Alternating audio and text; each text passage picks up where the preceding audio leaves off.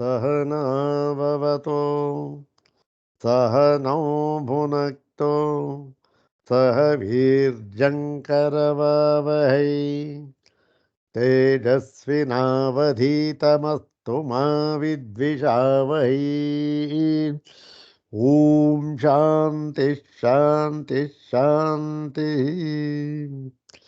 ॐ नारायणं पद्मभुवं वसिष्ठं शक्तिं च तत्पुत्रपराशरं च व्यासं शुकं गौडपदं महान्तं गोविन्दयोगीन्द्रमथस्य शिष्यं श्रीशङ्कराचार्यमथस्य पद्मपादं च हस्तामलकं च शिष्यम् तं तोटकं वार्तिककारमन्यान्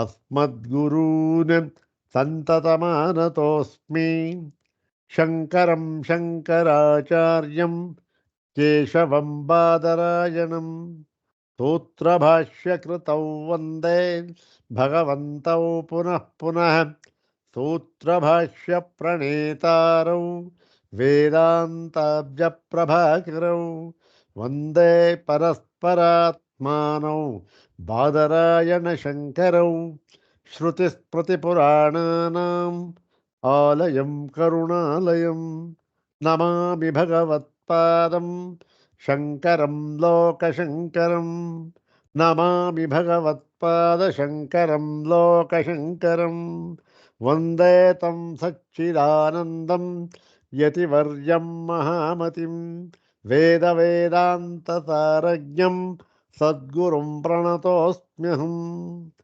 सदाशिवसमारम्भां शङ्कराचार्यमध्यमाम् अस्मदाचार्यपर्यन्तां वन्दे गुरुपरम्पराम्।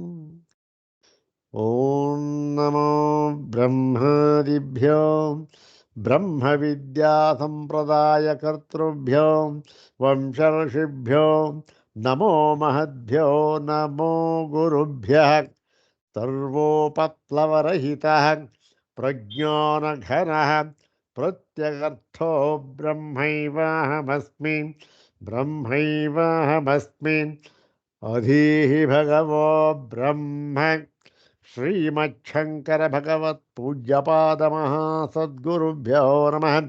श्री श्री सच्चिदानंदेन्द्र सरस्वती सद्गुरुभ्यो नमः। यो ब्रह्माणं विदधाति पूर्वं यो वै वेदांश्च प्रहिणोति तस्मै तन्मदेवमात्मबुद्धिप्रकाशं मुमुक्षुर्वै शरणमहं प्रपद्ये। ॐ शान्ति शान्ति शान्ति।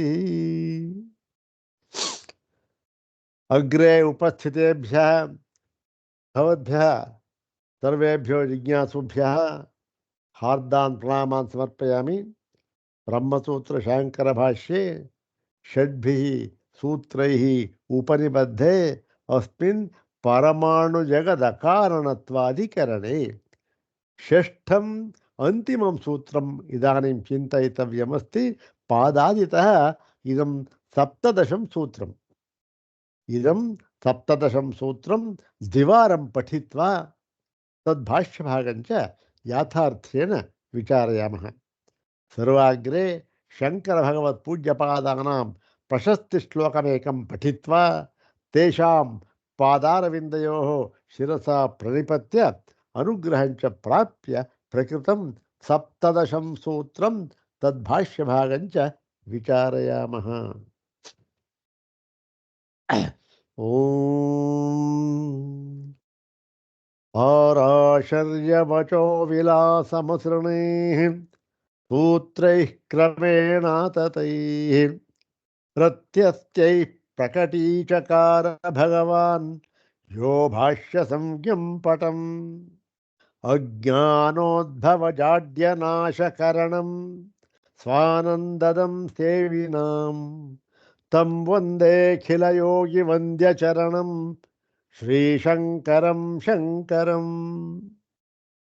ॐ ಪಾರಾಶರ್ಯವಚೋ ವಿಲಾಸಮಸೃಣೈಃ ಸೂತ್ರೈಃ ಕ್ರಮೇಣ ತತೈಃ ಪ್ರತ್ಯಸ್ತ್ಯೈ ಪ್ರಕಟೀಚಕಾರ ಭಗವಾನ್ ಯೋ ಭಾಷ್ಯ ಸಂಜ್ಞಂ ಪಟಂ ಅಜ್ಞಾನೋದ್ಭವಜಾಡ್ಯನಾಶಕರಣಂ ಸ್ವಾನಂದದಂ ಸೇವಿನಾಂ ತಂ ವಂದೇಖಿಲಯೋಗಿ ವಂದ್ಯಚರಣಂ ಶ್ರೀಶಂಕರಂ ಶಂಕರಂ ತಂ ವಂದೇಖಿಲಯೋಗಿ ವಂದ್ಯಚರಣಂ ಶ್ರೀಶಂಕರಂ ಶಂಕರಂ. ಇದು ಒಂದು ಕಮಲಾಕರ ಅಂತ ಒಬ್ಬರು, ಕಮಲಾಕರ ದೇವ ಅಂತ ಅವರು ಈ ಒಂದು ಸೂತ್ರ ಭಾಷ್ಯಕ್ಕೆ ಒಂದು ವ್ಯಾಖ್ಯಾನವನ್ನು ಬರೆದಿದ್ದಾರೆ. ಅವರ ಮಂಗಳ ಶ್ಲೋಕ ಇದು. ಪಾರಾಶರ್ಯ ವಚೋವಿಲಾಸ ಮಸೃಣೈ ಸೂತ್ರೈ. ಪಾರಾಶರ್ಯ ವ್ಯಾಸರು, ಅವರ ಒಂದು ವಾಗ್ವೈಭವ ಯಾವುದು ಅದು ಸೂತ್ರ ರೂಪದಿಂದ ಬಂತು, ಎಲ್ಲವನ್ನು ವ್ಯಾಪಿಸಿಕೊಂಡು ಕ್ರಮೇಣ ಬಂತು, ಸೂತ್ರ ಬಂತು. ಅದನ್ನು ಯಾರಿಗೂ ಅರ್ಥವಾದಿಲ್ಲ. ಅದು ಸೂತ್ರ ಕ್ರಮೇಣ ಏನಪ್ಪ ಅರ್ಥವೇ ಆಗೋದಿಲ್ಲಲ್ಲ ಅಂತ ಪರಿಸ್ಥಿತಿ ಬಂತು.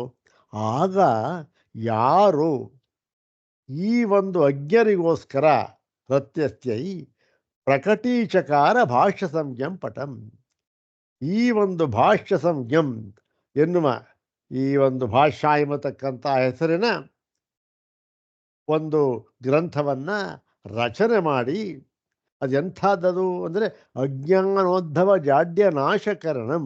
ಅಜ್ಞಾನ ಎಂಬತಕ್ಕಂತಹ ಜಾಡ್ಯ, ಇದು ಜಡ ಪದಾರ್ಥ, ಇದನ್ನು ಆಮೂಲಾಗ್ರವಾಗಿ ನಾಶ ಮಾಡಿಬಿಡುವಂತಹ ಯಾವುದು ಅಜ್ಞಾನೋದ್ಭವ ಜಾಡ್ಯವನ್ನು ನಾಶ ಮಾಡಿಬಿಡುವಂತಹ ಮತ್ತು ಸ್ವಾನಂದದಂ ಅಂದರೆ ತನ್ನ ಸ್ವರೂಪಾನಂದದಲ್ಲಿ ನೆಲೆಗೊಳ್ಳಿಸುವುದರ ಮೂಲಕ ಎಲ್ಲರನ್ನು ಉದ್ಧಾರ ಮಾಡಿ, ಎಲ್ಲರನ್ನು ಯಾರು ಸೇವಿನಾಂ, ಯಾರು ಸೇವಿಸ್ತಾರೋ ಆ ಒಂದು ಭಾಷ್ಯ ಶಂಕರ ಭಗವತ್ ಪೂಜ್ಯಪಾದರನ್ನು ಅವರಿಗೆಲ್ಲರಿಗೂ ಕೂಡ ಈ ಒಂದು ಫಲ ಯಾವುದು ಅಜ್ಞಾನೋದ್ಭವ ಜಾಡ್ಯ ನಾಶ ಕರಣ ಅನ್ನೋದೊಂದು, ಮತ್ತು ಸ್ವಾನಂದದಂ ಅಂದರೆ ಆ ಒಂದು ತನ್ನ ಸ್ವರೂಪಾನಂದದಲ್ಲಿ ಪ್ರತಿಷ್ಠಿತವಾಗುವುದು. ಇಂತಹ ಭಾಷ್ಯವನ್ನು ಕೊಟ್ಟ ತಮ್ಮೊಂದೇ ಅಖಿಲ ಯೋಗಿ ವಂದ್ಯ ಚರಣಂ ಅಂದರೆ ಎಲ್ಲ ಯೋಗಿಗಳು ಮಹಾತ್ಮರು ಎಲ್ಲರೂ ಕೂಡ ಆ ಶಂಕರರ ಪಾದ ಪದ್ಮಗಳಿಗೆ ನಮಸ್ಕಾರವನ್ನು ಮಾಡ್ತಾ ಇದ್ದಾರೆ. ಅಂತಹ ಎಲ್ಲ ಯೋಗಿಗಳಿಂದಲೂ ಕೂಡ, ಮಹಾತ್ಮರುಗಳಿಂದಲೂ ಕೂಡ, ಸನ್ಯಾಸಿಗಳಿಂದಲೂ ಕೂಡ ವಂದಿಸಲ್ಪಟ್ಟ ಚರಣವುಳ್ಳವನಾದ ಶ್ರೀಶಂಕರಂ ಶಂಕರಂ, ಪ್ರತಿಯೊಬ್ಬರಿಗೂ ಕೂಡ ಸುಖವನ್ನೇ ಅಂದರೆ ಹಿತವನ್ನೇ ಕೊಡತಕ್ಕಂತಹ ಶ್ರೀಶಂಕರಂ, ಶ್ರೀ ಶಂಕರ ಭಗವತ್ಪಾದರನ್ನ ನಾನು ಅಹಂ ಒಂದೇ ನಮಸ್ಕರಿಸುತ್ತೇನೆ ಅಂತ ಇದ್ದು ಒಂದು ಅರ್ಥ ತುಂಬ ಚೆನ್ನಾಗಿದೆ. ಇರಲಿ.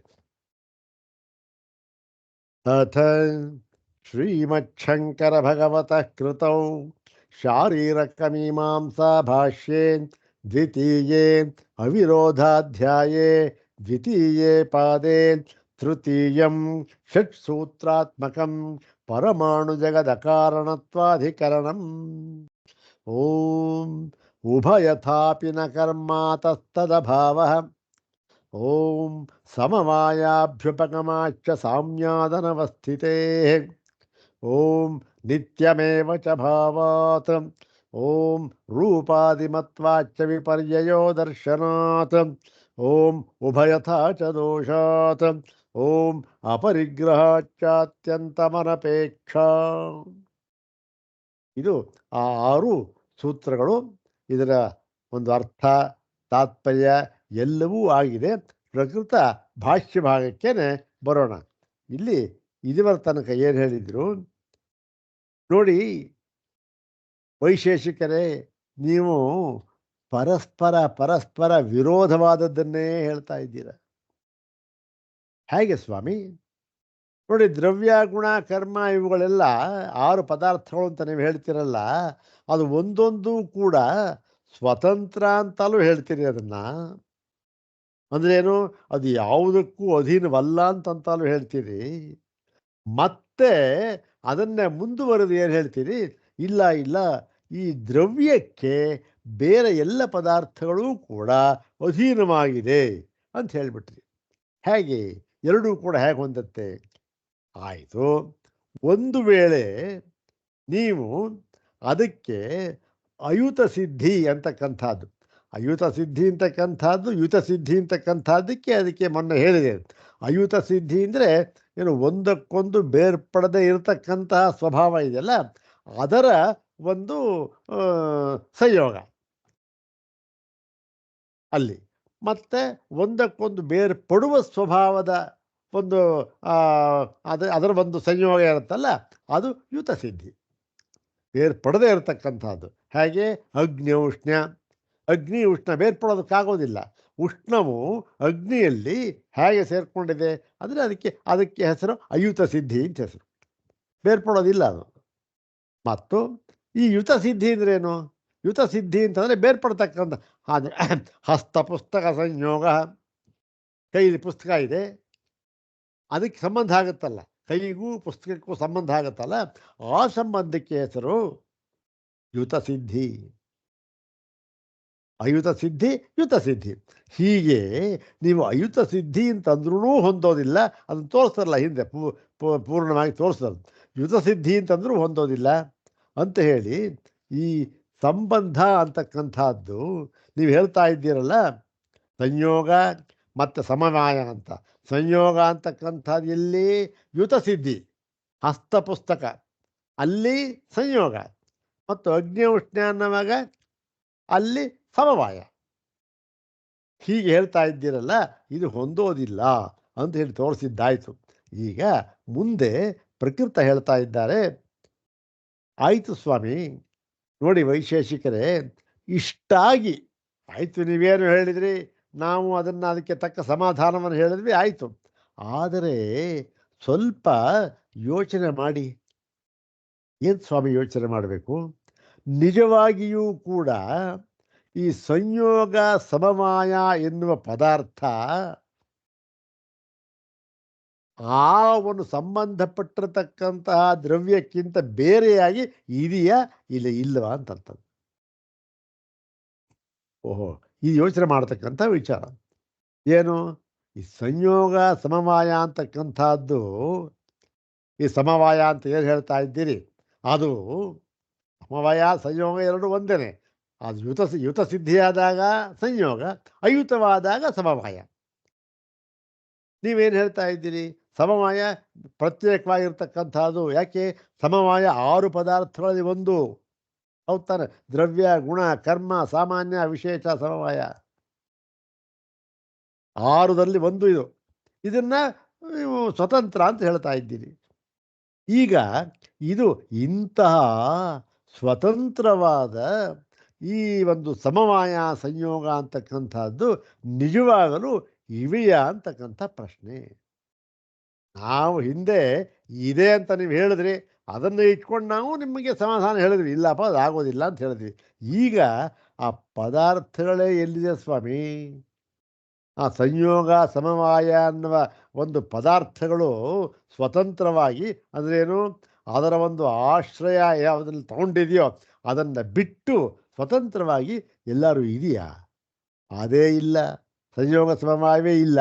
ಇನ್ನು ನಿಮ್ಮ ಸಿದ್ಧಾಂತ ಹೇಗೆ ಉಳಿಬೇಕಿನ್ನು? ನಿಮ್ಮ ಸಿದ್ಧಾಂತ ನಿಂತಿರೋದೇ ಸಂಯೋಗ ಸಮವಾಯ ಕೈಯಲ್ಲಿ ಬರೋ ಅಂತ. ಅದನ್ನು ಆ ಭಾಗವನ್ನು ಇಲ್ಲಿ ಹೇಳ್ತಾ ಇದ್ದಾರೆ ನೋಡಿ. 37ನೇ ಭಾಷ್ಯ ಭಾಗ. ನಾಪಿ ಸಂಯೋಗಸ್ಯ ಸಮವಾಯಸ್ಯ ವಾ ಸಂಬಂಧಸ್ಯ ಸಂಬಂಧಿ ವ್ಯತಿರೇಕೇನ ಅಸ್ತಿತ್ವೇ ಕಿಂಚಿತ್ ಪ್ರಮಾಣಂ ಅಸ್ತಿ. ನೋಡಿ, ಇನ್ನೊಂದು ವಿಚಾರ ವೈಶೇಷಿಕರೇ, ನೋಡಿ, ಈ ಸಂಯೋಗ ಸಮವಾಯ ಅಂತ ನೀವು ಹೇಳ್ತಾ ಇದ್ದೀರಲ್ಲ, ಸ್ವತಂತ್ರವಾಗಿರತಕ್ಕಂಥದ್ದು, ಅಯುತ ಸಿದ್ಧಿ, ಹಾಗೆ ಹೀಗೆ ಅಂತಂತ, ಇದು ಈ ಸಂಬಂಧ ಅಂತ ಆಗುತ್ತಲ್ಲ, ಅದು ಸಂಬಂಧಿ ಅಂದ್ರೇನು? ಯಾವುದರೊಡನೆ ಸಂಬಂಧವಾಗುತ್ತೋ ಅದು ಸಂಬಂಧಿ. ಅದು ಅದನ್ನು ಬಿಟ್ಟು ಅದಕ್ಕಿಂತ ಬೇರೆಯಾಗಿ ಸ್ವತಂತ್ರವಾಗಿ ಈ ಸಂಯೋಗ ಸಮವಾಯ ಅಂತಕ್ಕಂಥದ್ದು ಬೇರೆಯಾಗಿ ಇದೆ ಎನ್ನುವುದಕ್ಕೆ ಕಿಂಚಿತಪಿ ಪ್ರಮಾಣಂ ನಾಸ್ತಿ, ಯಾವ ಪ್ರಮಾಣವೂ ಇಲ್ಲ. ಇಲ್ಲಿ ಯಾತಕ್ಕೆ ಈ ಪ್ರಮಾಣ ಪ್ರಮಾಣ ಅಂತ ಹೇಳ್ತಾ ಇದ್ದಾರೆ ಅಂತಂದರೆ, ನೋಡಿ, ಇದು ಸೂತ್ರ ಭಾಷ್ಯ, ಹೌದ್ ತಾನೆ? ಸೂತ್ರ ಭಾಷ್ಯ ಇದು ಯಾವ ತರಹದ ಗ್ರಂಥ? ಇದರಲ್ಲಿ ಯಾವ ಮೂಢನಂಬಿಕೆಗೂ ಅವಕಾಶ ಇಲ್ಲ, ಶ್ರದ್ಧೆಗೆ ಅವಕಾಶ ಇಲ್ಲ, ಭಕ್ತಿಗೆ ಅವಕಾಶ ಇಲ್ಲ. ಅಯ್ಯಯ್ಯೋ, ನಮ್ಮ ಮಹಾಭಕ್ತಿ, ನಾವು ಭಕ್ತ ಸ್ವಾಮಿಯವರು ಅವ್ರು ಹೇಳೋದಕ್ಕೆ ಇಲ್ಲ ಇಲ್ಲ, ಏನಿಲ್ಲ. ಇದು ಎಂಥದ್ದಿದು ಶಾಸ್ತ್ರ? ವಿಚಾರ ಪ್ರಧಾನವಾದ ಶಾಸ್ತ್ರ. ಯಾರು ಹೇಳ್ತಾರೆ ಅಂತ ನಂಬೇಕಾದ್ದಿಲ್ಲ, ನಾವು ಸ್ವಂತ ವಿಚಾರ ಮಾಡಬೇಕು. ವಿಚಾರ ಪ್ರಧಾನವಾದ ಶಾಸ್ತ್ರ ಇದು. ಈ ವಿಚಾರ ಪ್ರಧಾನವಾದ ಶಾಸ್ತ್ರಗಳಲ್ಲಿ ಯಾವುದನ್ನಾದರೂ ಕೂಡ ನಾವು ಸಿದ್ಧಾಂತವನ್ನಾಗಿ ಹೇಳಬೇಕಾದ್ರೆ ಅದಕ್ಕೆ ಏನು ಬೇಕು? ಅವಶ್ಯಕವಾಗಿ ಅದು ಪ್ರಮಾಣ ಅಂತಕ್ಕಂಥದ್ದು ಬೇಕೇ ಬೇಕು. ಆ ಪ್ರಮಾಣ ಇಲ್ಲದೆ ಇದ್ದರೆ ವಿಚಾರ ಆಗೋದೇ ಇಲ್ಲ. ಸುಮ್ಮನೆ ಏನೋ ಯಾರು ಹೇಳ್ತಾರೆ, ನಾವು ನಂಬ್ಕೋಬೇಕು, ಆ ಥರ ಆಗಿಬಿಡುತ್ತೆ. ಹೀಗೆ ಇಲ್ಲಿ ಏನು, ಇದು ವಿಚಾರಪ್ರದವಾದ ಭಾಗ. ಆದ್ದರಿಂದ ಇಲ್ಲಿ ನೋಡಿ ಸ್ವಾಮಿ, ನಿಮ್ಮ ಆ ಸಂಯೋಗ ಸಮವಾಯ ನಿಜವಾಗಿಯೂ ಕೂಡ ಸಂಬಂಧಿಯನ್ನ ಬಿಟ್ಟು ಸ್ವತಂತ್ರವಾಗಿ ಇದೆ ಎಂಬುದಕ್ಕೆ ಯಾವ ಪ್ರಮಾಣವೂ ಎಲ್ಲಿಯೂ ಸಿಕ್ಕೋದಿಲ್ಲ ನಿಮಗೆ ಅಂತ ಹೇಳಿ, ಸಂಬಂಧಿ ಶಬ್ದ ಪ್ರತ್ಯಯ ವ್ಯತಿರೇಕೇಣ ಸಂಯೋಗ ಸಮವಾಯ ಶಬ್ದ ಪ್ರತ್ಯಯ ದರ್ಶನಾತ್ ತಯೋ ಅಸ್ತಿತ್ವಂ ಇತಿ ಚೇತ್. ಅಲ್ಲ ಸ್ವಾಮಿ, ಹೀಗೆ ಹೇಳ್ಬೋದಲ್ಲ. ನೋಡಿ, ಸಂಬಂಧಿ ಅಂತ ಒಂದಿದೆ, ಅದಕ್ಕೊಂದು ಶಬ್ದದಿಂದ ಏನೋ ಒಂದು ಪ್ರತ್ಯಯ ನಿಮಗೆ ಆಗುತ್ತೆ. ಯಾವುದು ಸಂಬಂಧಿ ಅಂತ ಇಟ್ಕೊಳ್ಳೋಣ. ಇವಾಗ ಹಸ್ತ ಪುಸ್ತಕ, ಹಸ್ತ ಅಂತ ಇದೆ. ಹಸ್ತ ಅಂತಕ್ಕಂಥದ್ದು ನೀವು ಹೇಳಿದ ತಕ್ಷಣ ನಮಗೆ ಆ ಶಬ್ದದ ಪ್ರತ್ಯಯ ಉಂಟಾಗುತ್ತೆ, ಹೌದು ತಾನೆ? ನಮ್ಮ ಅಂತಃಕರಣದಲ್ಲಿ ಹಸ್ತ ಅಂತಕ್ಕಂಥ ಒಂದು ಪ್ರತ್ಯಯ ಉಂಟಾಗುತ್ತೆ. ಮತ್ತು ಈ ಒಂದು ಸಂಯೋಗ ಸಮವಾಯ ಅಂತನೂ ಶಬ್ದನೂ ಕೇಳಿದ್ರಿ. ಸಂಯೋಗ ಸಮವಾಯ ಶಬ್ದ ಕೇಳಿದ್ರೂ ಕೂಡ ಅದಕ್ಕೆ ತಕ್ಕಂಥ ಶಬ್ದ ಪ್ರತ್ಯಯ ನಿಮಗೆ ಆಗೇ ಆಗುತ್ತೆ, ಹೌದು ತಾನೆ? ಏನೋ ಸಂಯೋಗ ಒಂದಕ್ಕೊಂದು ಸೇರಿಕೊಳ್ತಕ್ಕಂಥದ್ದು ಅದಕ್ಕೆ. ಹೀಗೆ ಎರಡೂ ಕೂಡ ಶಬ್ದ ಪ್ರತ್ಯಯಕ್ಕೆ ಒಳಪಟ್ಟಿದೆ. ಮತ್ತೆ ಎರಡೂ ಶಬ್ದ ಪ್ರತ್ಯಯಗಳು ಬೇರೆ ಬೇರೆ. ಹಸ್ತ ಅಂತ ಅಂದಾಗ ನಿಮಗೆ ಆ ಸಮವಾಯದ ಒಂದು ಅನುಭವ ಆಗೋದಿಲ್ಲ, ಅದರ ಪ್ರತ್ಯಯ ಬರೋದಿಲ್ಲ. ಸಮವಾಯ ಅಂದಾಗ ಇದರ ಅನುಭವ ಆಗೋದಿಲ್ಲ, ಹೌದು ತಾನೆ? ರಾಮ ಕಂಡ್ರಿ ಇವನು ಅಂದಾಗ ಕೃಷ್ಣನ ಅನುಭವ ಆಗೋದಿಲ್ಲ. ಕೃಷ್ಣ ಅಂತಂದಾಗ ನಿಮಗೆ ರಾಮನ ಒಂದು ಅಂತಃಕರಣದಲ್ಲಿ ಆ ಒಂದು ಚಿತ್ರ ಮೂಡಿ ಬರೋದಿಲ್ಲ. ಎರಡು ಬೇರೆ ಬೇರೆ, ಎರಡೂ ಬೇರೆ ಬೇರೆ ಇರೋದರಿಂದ ಮತ್ತು ಎರಡೂ ಕೂಡ ಶಬ್ದ ಪ್ರತ್ಯಯಗಳಿಗೆ ಅಧೀನವಾಗಿರುವುದರಿಂದ ಏನಾಗುತ್ತೆ, ಇವೆರಡೂ ಕೂಡ ಇದೆ ಅಂತ ಹೇಳೋಣ. ಇಲ್ಲದೇ ಇದ್ದರೆ ಶಬ್ದ ಪ್ರತ್ಯಯಕ್ಕೆ ಆಗ್ತಾನೆ ಇರಲಿಲ್ಲ ಅದು ಅಂತ ಹೇಳೋಣ. ಅಂದರೆ ನಾ ಇಲ್ಲ ಸ್ವಾಮಿ, ಹಾಗಾಗೋದಿಲ್ಲ.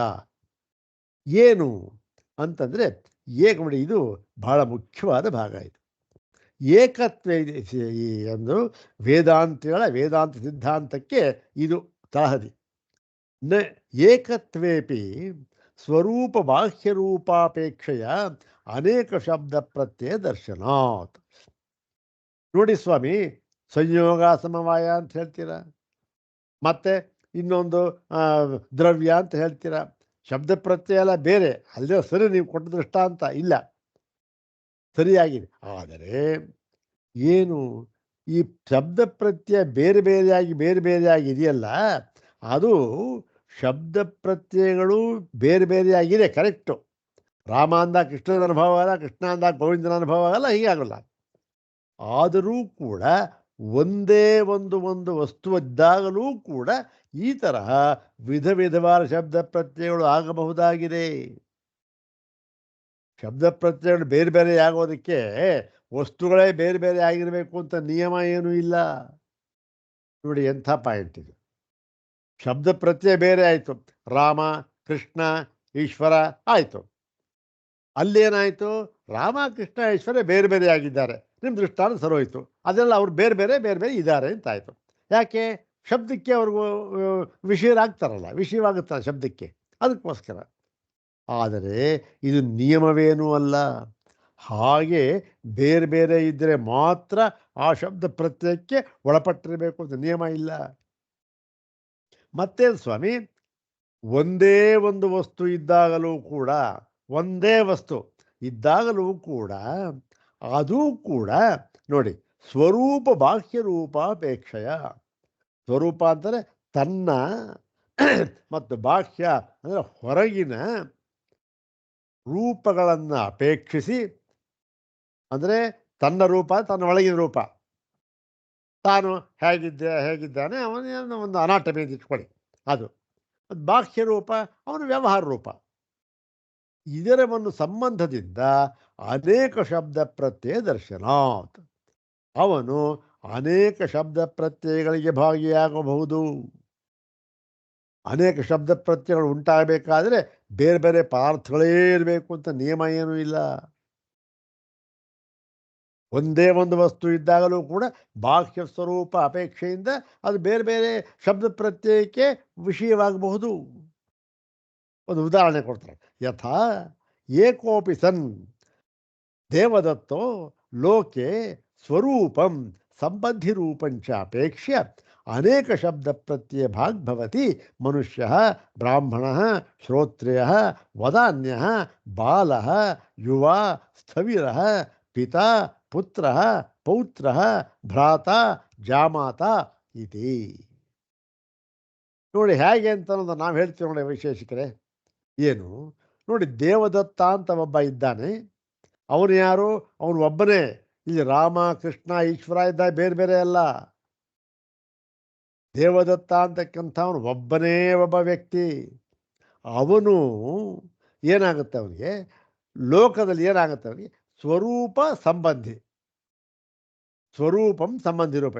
ತನ್ನ ಸ್ವರೂಪ ಅಂದರೆ ತನ್ನ ಒಳಗಿನ, ಮತ್ತು ಸಂಬಂಧಿ ಅಂದರೆ ಯಾವುದು ಸಂಬಂಧ ಆಗುತ್ತೋ ಹೊರಗಿನ ರೂಪ, ಅದನ್ನು ಅಪೇಕ್ಷಿಸಿ ಅವನು ಅನೇಕ ಶಬ್ದ ಪ್ರತ್ಯಯ ಭಾಗ್ಭವತಿ, ಅವನು ಅನೇಕ ಶಬ್ದ ಪ್ರತ್ಯಯಕ್ಕೆ ವಿಷಯನಾಗುತ್ತಾನೆ. ಒಬ್ಬನೇ ದೇವದತ್ತ. ಹೇಗೆ ಅಂತಂದು ಇಲ್ಲಿ ಹೇಳಿಬಿಟ್ಟಿದ್ದಾರೆ. ಏನು? ಮನುಷ್ಯ ಬ್ರಾಹ್ಮಣ ಶ್ರೋತ್ರಿಯ ಅವಧಾನ್ಯ ಬಾಲ ಯುವ ಸ್ಥವಿರ ಪಿತಾ ಪುತ್ರ ಪೌತ್ರ ಭ್ರಾತ ಜಾಮಾತ ಅಂತಂತ. ಇಲ್ಲಿ ನೋಡಿ, ಏನು ಯಾಕೆ ಇಷ್ಟೊಂದು ಉದಾಹರಣೆ ಕೊಟ್ಟಿದ್ದಾರೆ ಅಂತಂದರೆ, ಏನು ಹೇಳಿದ್ರು? ಸ್ವರೂಪ ಮತ್ತು ಬಾಹ್ಯ ಸಂಬಂಧದಿಂದ ಅಂತ ಹೇಳಿದ್ರು. ಇಲ್ಲಿ ಈ ಉದಾಹರಣೆ ಕೊಟ್ಟಿದ್ದಾರಲ್ಲ, ಇಲ್ಲಿ ಕೆಲವು ನೋಡೋಣ ಇಲ್ಲಿ ಯಾವುದು ಅಂತ. ಈ ಸ್ವರೂಪ ಸಂಬಂಧ ಹೇಗೆ? ಸ್ವರೂಪ ಸಂಬಂಧದಿಂದ, ತನ್ನ ಒಳಗಿನ ಸ್ವರೂಪ ಸಂಬಂಧದಿಂದ ಇವನು ಏನಾಗಿದ್ದಾನೆ? ಇವನು ಮನುಷ್ಯ, ಮತ್ತು ಬ್ರಾಹ್ಮಣ, ಮತ್ತು ಶ್ರೋತ್ರಿಯ, ಮತ್ತು ಆಚಾರವಂತ, ಇವೆಲ್ಲ ಒಬ್ಬನೇ ಅವನು ಹೀಗೆ ಕರೆಸ್ಕೊಳ್ತಾನೆ ಸ್ವರೂಪ ಸಂಬಂಧದಿಂದ. ಅವಸ್ಥೆ ಭೇದದಿಂದ, ಇನ್ನು ಅವಸ್ಥೆಗಳ ಭೇದದಿಂದ ಹೇಳಿದ್ರೆ ಅವನಿಗೆ ಬಾಲಕ, ಯುವ, ಸ್ಥವಿರ, ಹುಡುಗ, ಯೌವನಸ್ಥ, ಮತ್ತು ಈ ಸ್ಥವಿರ ವಯಸ್ಸಾಗಿರ್ತಕ್ಕಂಥ ವೃದ್ಧ. ಮತ್ತು ಈ ಕ್ರಿಯಾಭೇದದಿಂದ ಅವನು ಕೆಲಸ ಮಾಡ್ತಾನಲ್ಲ, ಅದರ ಒಂದು ಭೇದದಿಂದ ಅವನು ಶ್ರೋತ್ರಿಯ ಅನ್ಕೋಬೋದು. ಯಾಕೆ ಇಲ್ಲ ಕಂಡು ಅವನು ಶ್ರುತಿ ಓದ್ಕೊಂಡಿದ್ದಾನೆ, ಬೇರೆ ಎಲ್ಲ ಆ ಪ್ರಯೋಗಗಳೆಲ್ಲ ಮಾಡಿಸ್ತಾನೆ, ಮಾಡ್ತಾನೆ ಅವನು ಕ್ರಿಯಾಭೇದ ಶ್ರೋತ್ರಿಯ ಅಂತಾರೆ. ಮತ್ತು ಬಾಹ್ಯ ಇದೆಷ್ಟು ಏನು, ಅವನು ತನ್ನೊಳಗಿದ್ದ ಒಂದು ಇದುವೆಲ್ಲ ಬಾಲ ಯುವ ಸ್ಥವಿರ ತನ್ನೊಳಗಿಂದ ತನಗೆ ಸಂಬಂಧಪಟ್ಟಿರ್ತಾನೆ ಇದು. ಮತ್ತು ಬಾಹ್ಯ ದೃಷ್ಟಿ ಹೇಗಾಗುತ್ತೆ? ಬಾಹ್ಯ ದೃಷ್ಟಿಯಿಂದ ಇದು ಪಿತಾ ಪುತ್ರ ಪೌತ್ರ ಭ್ರಾತ ಜಾಮಾತ.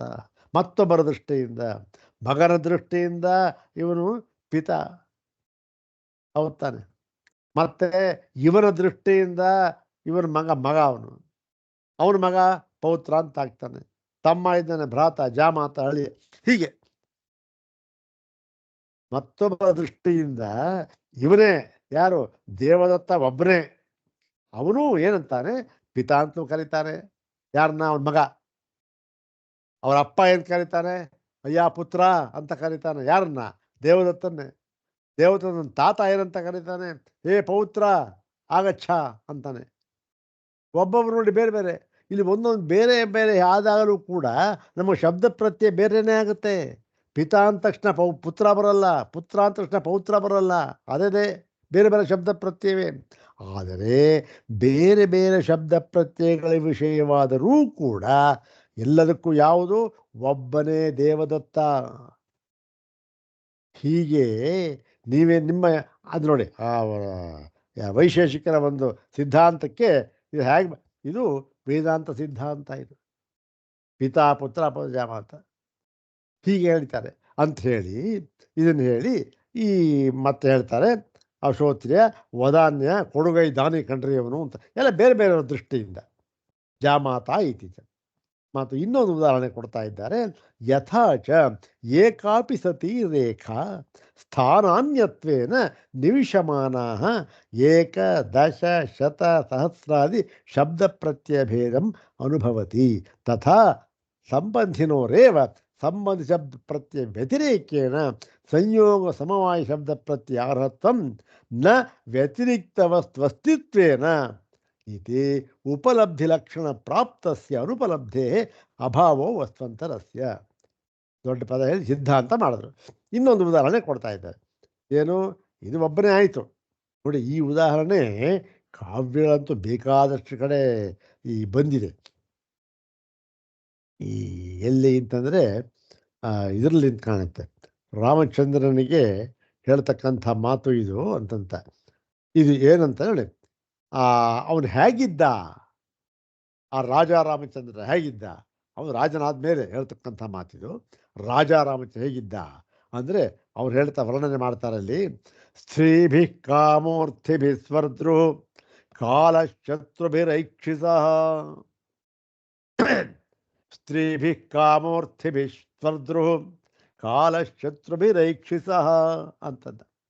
ಒಬ್ಬನೇ ಅವನು ರಾಜ, ಒಬ್ಬನೇ ಅವನು ಯಾವ್ಯಾವ ಶಬ್ದ ಪ್ರತ್ಯೇಕ ವಿಷಯನಾಗ್ತಾ ಇದ್ದ ಅಂದರೆ ಸ್ತ್ರೀಯರು ಅವನನ್ನು ನೋಡಿದಾಗ ಅವನು ಸ್ತ್ರೀಭಿ ಕಾಮ, ಆಹಾ ನಮ್ಮ ರಾಜನೇನ್ರಿ ಒಳ್ಳೆ ಮನ್ಮಥ ಇದ್ದಾಗಿದ್ದಾನೆ ಕಣ್ರಿ ಅಂತ ಹೇಳಿ ಅವನಿಗೆ ಮನ್ಮಥ ಅಂತ ಹೇಳೋರು. ಮತ್ತೆ ಅರ್ಥಿಭಿ ಸ್ವರ್ದ್ರುಹು, ಇನ್ನು ಕೆಲವರು ಅರಮನೆಗೆ ಬರೋರು, ಸ್ವಾಮಿ ನಮಗಿಲ್ಲ ಏನೋ ಇಂಥದ್ದು ಬೇಕು, ಏನೋ ಮದುವೆ ಮಾಡಬೇಕು, ಏನೋ ಬೇಕು, ಅವರಿಗೆಲ್ಲ ಏನಾಗಿದೆ ಅರ್ಥಿಭಿ ಅಂದರೆ ಯಾಚನೆ ಮಾಡುವವರಿಗೆ ಅವ್ರಿಗೆ ಹೇಗಿದ್ದ ಅವತ್ತೇನು ಸ್ವರ್ದ್ರುಹು. ಸ್ವರ್ದ್ರುಹು ಅಂದರೆ ಸ್ವರ್ ಅಂತಂದರೆ ಇದು ಸ್ವರ್ಗಲೋಕ, ಅಲ್ಲಿರ್ತಕ್ಕಂಥ ಧ್ರು ಅಂದರೆ ಮರ, ಯಾವುದು ಕಲ್ಪವೃಕ್ಷ, ಅವರಿಗೆ ಕಲ್ಪವೃಕ್ಷ ಇದ್ದಾಗಿದ್ದ ಅರ್ಥಿಭಿಗಳಿಗೆ, ಅವರೇ ಒಬ್ಬನೇ. ಮತ್ತೆ ಕಾಲಹ ಶತ್ರುಭಿ ಕಾಲಹ, ಮತ್ತೆ ಇವರ ಅಕ್ಕಪಕ್ಕದ ರಾಜರು ಶತ್ರುಗಳಿದ್ರು. ಆ ಶತ್ರುಗಳು ಏನಂತ ಇದ್ರು ಇವನ್ನ ರಾಜನ ರಾಜ ಅಲ್ಲ ಕಣ್ರಿ ಅವನು, ಕಾಲಹ, ಅಯ್ಯಯ್ಯೋ ಯಮಧರ್ಮರಾಜ ಅವನು, ಅದೇನು ಎಲ್ಲರೂ ಮಟ್ಟ ಹಾಕ್ಬಿಡ್ತಾನೆ ನಮ್ಮನ್ನೆಲ್ಲ ಅಂತಕ್ಕಂಥ ಅರ್ಥ. ಹೀಗೆ ಸ್ತ್ರೀಭಿ ಕಾಮೋರ್ಥಿಭಿ ಸ್ವರ್ದ್ರು ಕಾಲ ಶತ್ರುಭಿರೈಕ್ಷಿಸಃ ಅಂತ ವರ್ಣನೆ ಕಾವ್ಯಗಳಲ್ಲಿ ಬರ್ತಕ್ಕಂಥ ಇದು ಬೇಕಾಷ್ಟು ಬರುತ್ತೆ. ಒಂದು ಜ್ಞಾಪಕ ಬಂತು ಹೇಳಿ ಅಷ್ಟೇ. ಇಲ್ಲಿ ಹೀಗೆ ಎಲ್ಲಿ ಇಲ್ಲಿ ವಿವಕ್ಷಿತಾಂಶ ಏನು, ಶಬ್ದ ಪ್ರತ್ಯಯ ಬೇರೆ ಬೇರೆ ಶಬ್ದ ಪ್ರತ್ಯಯ ಆಗಬೇಕಾದ್ರೆ ಬೇರೆ ಬೇರೆ ಆ ಪದಾರ್ಥಗಳೇ ಇರಬೇಕು ಅಂತ ಯಾವ ನಿಯಮನೂ ಇಲ್ಲ. ಒಂದೇ ಒಂದು ಪದಾರ್ಥ ಇದ್ದಾಗಲೂ ಕೂಡ ಅದು ಸ್ಥಾನ ಭೇದದಿಂದ ಹೇಗೆ ಬೇರೆ ಬೇರೆ ಶಬ್ದ ಪ್ರತ್ಯಯಕ್ಕೆ ವಿಷಯವಾಗಬಹುದು ಎಂಬುದನ್ನು ಇಲ್ಲಿ ತೋರಿಸ್ತಾ ಇದ್ದಾರೆ. ಅದೇ ರೀತಿ ನಮ್ಮ ವೇದಾಂತದಲ್ಲೂ ಅಷ್ಟೇ, ಒಂದೇ ಒಂದು ಬ್ರಹ್ಮ, ಅದರ ಒಂದು ಬಾಹ್ಯ ಮತ್ತು ಆಂತರ ಎರಡೂ ಒಂದು ಸ್ವರೂಪದ ದೃಷ್ಟಿಯಿಂದ ಅದಕ್ಕೆ ಬೇರೆ ಬೇರೆ ಹೆಸರು ಇರಲಿ. ಮತ್ತು ಮತ್ತೆ ಒಂದೇ ಒಂದು ಅಂತ ಇದೆ, ಒಂದು ಗೆರೆ ಹಾಕ್ತಾರೆ. ಅದೇನಾಗುತ್ತೆ, ಅದನ್ನ ಏಕಸ್ಥಾನದಲ್ಲಿ ಹಾಕಿದ್ರೆ ಒಂದು ಅಂತ ಆಗುತ್ತೆ. ಮತ್ತೆ ಅದನ್ನ ಈ ಎರಡನೇ ಸ್ಥಾನದಲ್ಲಿಟ್ಟರೆ 10, ಮೂರನೇ ಸ್ಥಾನ ಇಟ್ಟರೆ 100, 1000, ನಾಲ್ಕನೇ ಸ್ಥಾನ 1000, ಹೀಗೆ ಹೋಗ್ತಾ ಹೋಗುತ್ತೆ. ಏನು ಒಂದೇ ಸಂಖ್ಯೆಯನ್ನ ನೀವು 10 ಹಿಂದಿಟ್ರೆ 10 ಆಯ್ತು, ಬೇಡಪ್ಪ 10 ಬೇಡ 20 ಹಿಂದೆ ಬೇಡ ಅಂತ ಸ್ಥಾನ ಭೇದ ಆಯಿತು, 100 ಆಯಿತು. ಹೀಗೆ ಹೇಗೆ ಇರ್ತಕ್ಕಂಥದ್ದು ಎಷ್ಟು ಒಂದೇ ಒಂದು, ಆದರೆ ಹೇಳ್ತಕ್ಕಂಥದ್ದು ಇಲ್ಲಿ 10 ಅಂತೀರ, ಅಲ್ಲ 100 ಅಂತೀರ, ಅಲ್ಲಿ ಮತ್ತೊಂದು ಕಡೆ 1000 ಅಂತೀರ. ಏನ್ರಿ 3 ಥರ ಹೇಳ್ತಾ ಇದ್ದೀರಲ್ಲ, ಒಂದೇ ಒಂದು ಗೆರೆ ಇರ್ತಕ್ಕಂಥದ್ದು ಅಂದರೆ ಅದು ಸ್ಥಾನ ಭೇದದಿಂದ ಅಂಥೇಳಿ ಇಲ್ಲಿ ಏನು ನೋಡಿ, ಇಲ್ಲಿ ತೀರ್ಮಾನ ಮಾಡ್ತಾ ಇದ್ದಾರೆ ಇವಾಗ. ಯಥಾಚ ಏಕಾಪಿ ಸತಿ ರೇಖಾ ಹೀಗೆ ಒಂದೇ ಒಂದು ಪದಾರ್ಥವಿದ್ದರೂ ಕೂಡ ಅದು ಬಾಹ್ಯ ಸ್ವರೂಪ ಸಂಬಂಧದಿಂದ ಅನೇಕ ಶಬ್ದ ಪ್ರತ್ಯೇಕ ವಿಷಯವಾಗುತ್ತೆ. ಇದನ್ನು ಯಾತಕ್ಕೆ ಹೇಳ್ತಾ ಇದ್ದಾರೆ ಅಂತಂದರೆ ಇಲ್ಲಿ ಹೇಳ್ತಾರೆ ನೋಡಿ. ನೋಡಿ, ಸಂಯೋಗ ಸಮವಾಯ ಅಂತಕ್ಕಂಥದ್ದು ನಿಜವಾಗಿಯೂ ಕೂಡ ಪದಾರ್ಥಗಳು ಎರಡು ಇಲ್ಲವೇ ಇಲ್ಲ. ಎಲ್ಲಿದೆ ಯಾವ ಸಂಯೋಗ ಯಾವ ಸಮವಾಯ? ಮತ್ತೆ ಇಲ್ಲಿ ಶಬ್ದ ಪ್ರತ್ಯಯ ಇದೆಯಲ್ಲ, ಸಂಯೋಗ ಅಂತ ಹೇಳ್ತೀವಿ, ನಮಗೊಂದು ಅನುಭವ ಬರುತ್ತೆ. ಸಮವಾಯ ಅಂತ ಹೇಳ್ತೀವಿ, ಒಂದು ಅನುಭವ ಬರುತ್ತೆ. ಸಮವಾಯ ಅಂದ ತಕ್ಷಣ ಅಗ್ನಿ ಉಷ್ಣ ನಮಗೆ ಜ್ಞಾಪಕಕ್ಕೆ ಬರುತ್ತೆ ಅಂತಃಕರಣಕ್ಕೆ ಅಲ್ವಾ. ಸಂಯೋಗ ಅಂದ ತಕ್ಷಣ ಹಸ್ತ ಪುಸ್ತಕ ಬರುತ್ತೆ. ಓ ಸೇವೆ ಕೈಗೂ ಪುಸ್ತಕವೂ ಹೀಗಾಗುತ್ತಲ್ಲ ಅಂತಂದರೆ ಆಗುತ್ತಾದರೂ ಕೂಡ ಇದರ ಹಿಂದೆ ಇರತಕ್ಕಂತಹ ತತ್ವ ಇದೆಯಲ್ಲ, ಅದು ಒಂದೇ ಒಂದು. ಹೇಗೆ ಸ್ಥಾನ ಭೇದದಿಂದ ಆಗುತ್ತೋ ಹಾಗೆ ಬೇರೆ ಬೇರೆ ಹೆಸರು ಬಂದಿದೆ ಅಷ್ಟೇ ಅಂಥೇಳಿ ಈ ತಥಾ ಸಂಬಂಧಿನೋರೇವ ಆ ಸಂಬಂಧಿ ಮತ್ತು ಸಂಬಂಧ ಇದೆಯಲ್ಲ ಎರಡು, ಅದರಲ್ಲಿ ಸಂಬಂಧಿ ಶಬ್ದ ಪ್ರತ್ಯಯ ವ್ಯತಿರೇಕೇನ ಆ ಸಂಬಂಧಿ ಅಂತ ಯಾವುದಿದೆಯೋ ಅದನ್ನು ಬಿಟ್ಟು ಸಂಯೋಗ ಸಮವಾಯ ಶಬ್ದ ಪ್ರತ್ಯಾಹಾರತ್ವಂ ನ ವ್ಯತಿರಿಕ್ತವ ಸ್ವಸ್ತಿತ್ವೇನ, ಅದನ್ನು ಬಿಟ್ಟು ಸಂಯೋಗ ಸಮವಾಯ ಅಂತಕ್ಕಂತಹ ಬೇರೆಯ ಇನ್ನೊಂದು ವಸ್ತು ಯಾವುದನ್ನು ಆ ಒಂದು ಈ ಸಂಬಂಧಿ ಇದಾದಲ್ಲ, ಸಂಬಂಧಿಯನ್ನು ಬಿಟ್ಟು ಸಂಯೋಗ ಸಮವಾಯ ಸ್ವತಂತ್ರವಾಗಿದೆ ಅಂತಕ್ಕಂಥದ್ದು ಸಾಧ್ಯವೇ ಇಲ್ಲ. ಯಾಕೆಂದರೆ ಉಪಲಬ್ಧಿ ಲಕ್ಷಣ ಪ್ರಾಪ್ತಸ್ಯ ಅನುಪಲಬ್ಧೇ ಅಭಾವೋ ವಸ್ತುವಂತರಸ್ಯ. ಇನ್ನು ಯಾವುದೋ ಒಂದು ನಮಗೆ ಕಾಣ್ತಾ ಇದೆ, ಅದು ಕಾಣಲಿಲ್ಲ ಅಂದ ಮಾತ್ರಕ್ಕೆ ಅದು ಬೇರೆ ಬೇರೆಯ ವಸ್ತುವಾಗಿರಬೇಕು ಎಂಬುದಾಗಿ ಯಾವ ನಿಯಮವೂ ಇಲ್ಲ.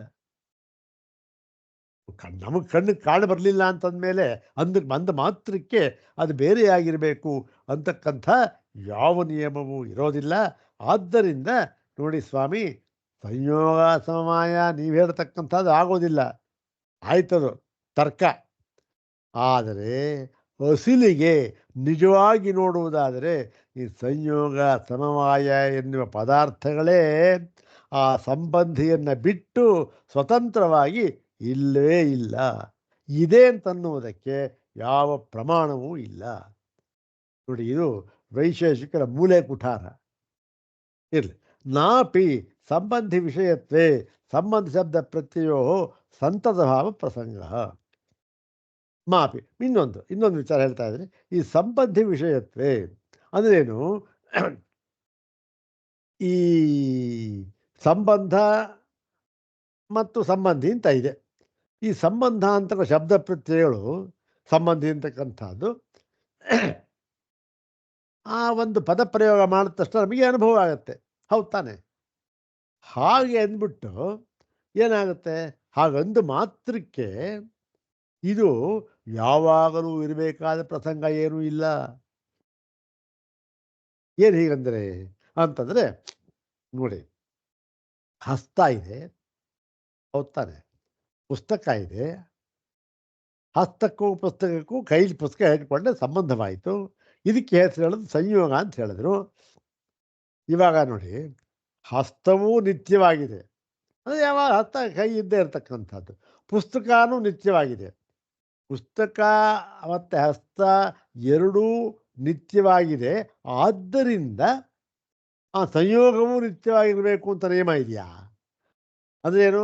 ಯಾವಾಗಲೂ ಪುಸ್ತಕ ಇಟ್ಕೊಂಡೇ ಇರಬೇಕು. ಸಂಯೋಗ ಅಂತಕ್ಕಂಥದ್ದು ಹಸ್ತನೂ ನಿರಂತರವಾಗಿದೆ, ಪುಸ್ತಕನೂ ನಿರಂತರವಾಗಿದೆ, ಆದ್ದರಿಂದ ಸಂಯೋಗವೂ ಕೂಡ ನಿರಂತರವಾಗಿರಬೇಕು ಅಂತ ಏನೂ ಇಲ್ಲ. ಅಂದರೆ ಯಾವಾಗಲೂ ಸಂಯೋಗ ಅಂತಕ್ಕಂಥದ್ದು ಇರಬೇಕು ಅನ್ನೋ ನಿಯಮ ಏನೂ ಇಲ್ಲವೇ ಇಲ್ಲ. ಆದರೆ ಹಸ್ತ ಅದಕ್ಕೂ ಅದು ಯಾವಾಗಲೂ ಇರುತ್ತೆ, ಪುಸ್ತಕ ಯಾವಾಗಲೂ ಇರುತ್ತೆ. ಹಾಗಂದ ಮಾತ್ರಕ್ಕೆ ಸಂಯೋಗ ಇರಬೇಕು ಅಂತ ರೂಲ್ಸ್ ಇಲ್ಲ, ಪ್ರಮಾಣ ಇಲ್ಲ ಯಾವುದನ್ನು. ಅದಕ್ಕೆ ಪ್ರಮಾಣವೇ ಇದೆ ನಿಮ್ಮಕ್ಕೆ ಅಂತ ಹೇಳಿ ಸ್ವರೂಪ ಬಾಹ್ಯ ರೂಪಾಪೇಕ್ಷೆಯ ಇತಿ ಉಕ್ತೋತ್ತರತ್ವಾತ್. ಇದನ್ನು ನಾವು ಹಿಂದೆ ಹೇಳಿದ್ದೇವೆ. ಯಾಕೆ ಯಾವ ಸ್ವರೂಪ ಬಾಹ್ಯ ಅನೇಕ ಇವಾಗ ಸ್ವರೂಪ ಬಾಹ್ಯ ರೂಪಾಪೇಕ್ಷೆಯ ಸ್ವರೂಪ ದೃಷ್ಟಿಯಿಂದ ಮತ್ತು ಬಾಹ್ಯ ದೃಷ್ಟಿಯಿಂದ ಏನಂತ ಹೇಳಿದ್ದೇವೆ ನಾವು? ಅನೇಕ ಶಬ್ದ ಪ್ರತ್ಯಯ ಭಾಗ್ ಭವತಿ. ಅದೇ ಅನೇಕ ಶಬ್ದ ಪ್ರತ್ಯಯಕ್ಕೆ ಅದು ಆಗಬಹುದು ಅಂತ ಹೇಳಿದ್ವಲ್ಲ, ಅದನ್ನು ಇಲ್ಲಿ ಉಕ್ತೋತ್ತರತ್ವಾತ್. ಇದಕ್ಕೆ ಇದೇ ಉತ್ತರ. ಅದನ್ನು ನಾವು ಹಿಂದೆ ನಾವು ಹೇಳಿಬಿಟ್ಟಿದ್ದಾಗಿದೆ ಅಂತ ಹೇಳಿದರು. ಇದು ಈ ಭಾಗ. ಇಲ್ಲಿ ನಾವು ಒಂದು ವಿಚಾರ ಗಮನದಲ್ಲಿರಬೇಕು.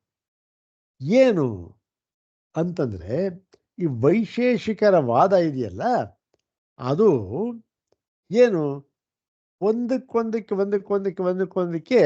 ಸ್ವಲ್ಪ ಸಂಬಂಧ ಇಲ್ಲದೆ ಇರೋ ಹಾಗೆಯೇ ಕಾಣುತ್ತೆ. ಯಾವುದರಲ್ಲೂ ಕೂಡ ಇದಮಿತ್ತಂ ಅಂತ ಹೇಳ್ಕೊಳ್ತಕ್ಕಂಥ ಒಂದು ಪ್ರಸಂಗ ಇಲ್ಲವೇ ಇಲ್ಲ. ಹೌದು ತಾನೆ? ಇಲ್ಲೇ ನೋಡಿ, ಈಗ ಮೊನ್ನೆ ಒಂದು 3 ದಿನದಿಂದ ಪಾಠ ನೋಡಿದಾಗಲೇ ನಾವು ದ್ರವ್ಯ ಗುಣ ಕರ್ಮ ಸಾಮಾನ್ಯ ವಿಶೇಷ ಸಮವಾಯ ನಿತ್ಯ ಅಂತ ಹೇಳ್ತಾರೆ. ಆ ಇದು ಯಾವುದು ಸ್ವತಂತ್ರ ಅಂತ ಹೇಳ್ತಾರೆ ಅಂತ ಒಂದು ಕಡೆ ಹೇಳಿದರು. ಇಲ್ಲ ರೀ, ದ್ರವ್ಯಕ್ಕೆ ಅಧೀನವಾಗಿ ಮಿಕ್ಕಿದ್ದಿದೆ ಅಂತ ಇನ್ನೊಂದು ಕಡೆ ಹೇಳ್ತಾರೆ. ಮತ್ತೆ ಸಂಯೋಗ ಆಯಿತು ಅಂತಾರೆ. ಸಂಯೋಗ ಆಗಬೇಕಾದ್ರೆ ಆ ವಸ್ತು ಸಂಯೋಗ ಯಾವಾಗಲೂ ಇರಬೇಕು ಅಂತ. ಇವೆಲ್ಲ ಏನಾಗುತ್ತೆ, ಒಂದಕ್ಕೊಂದಕ್ಕೆ ವಿರುದ್ಧವಾದ ಒಂದು ಹೇಳಿಕೆಗಳಾಗಿಬಿಟ್ಟು ಏನಾಗುತ್ತೆ, ಯಾವಾಗ ಸರಿಯಾದ ಒಂದು ದಾರಿ ನಮಗೆ ಸಿಕ್ಕುವಲ್ವೋ ಅವಾಗ ಏನಾಗುತ್ತೆ, ಕಾಡಿನಲ್ಲಿ ದಾರಿ ತಪ್ಪಿಬಿಡುತ್ತೆ. ಎಲ್ಲೆಲ್ಲಿಗೂ ಹೋಗ್ತಾ ಇರುತ್ತೆ. ಹಾಗೆ ಇದನ್ನು ಈ ಮುಂದೆ ಹೇಳ್ತಾರಂತೆ. ಇಲ್ಲೇ ಒಂದು 2 ಪ್ಯಾರ ಆದಮೇಲಿಂದ ಮುಂದೆ ಇದೇ ವಿಚಾರವನ್ನು ಆಚಾರ್ಯ ಭಗವತ್ಪಾದ ಶಂಕರ್ ಹೇಳ್ತಾರೆ. ಯಾತಕ್ಕೆ ನಿಮ್ಮ ವಾದ ಸರಿ ಇಲ್ಲ ಅಂತ ಹೇಳ್ತಾ ಇದ್ದೇವೆ ಅಂತ ಅನ್ಬೇಕಾದ್ರೆ ಅದಕ್ಕೆ 3 ಕಾರಣಗಳನ್ನು ಕೊಟ್ಟು, ನೋಡಿ ಇದು ಮುಖ್ಯವಾದ ಕಾರಣ ಅದರಿಂದ ಅಂತ ಹೇಳಿದೆ. ಅಲ್ಲ ಸ್ವಾಮಿ, ಬೇರೆ ದರ್ಶನಗಳನ್ನು ನೀವು ನಿರಾಕರಣೆ ಮಾಡಿದ್ರಲ್ಲ.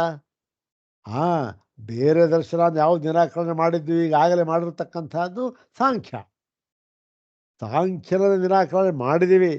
ನಿರಾಕರಣೆ ಮಾಡಿದ್ದರೂ ಕೂಡ ನಾವು ಪೂರ್ತಿಯಾಗಿ ಅವರ ವಾದವನ್ನು ತಳ್ಳಿ ಹಾಕಿ ಬಿಡಲಿಲ್ಲ. ಅವರಲ್ಲಿರ್ತಕ್ಕಂಥ ಎಷ್ಟೋ ವಿಷಯಗಳು ನಾವು ತಗೊಂಡ್ವಿ.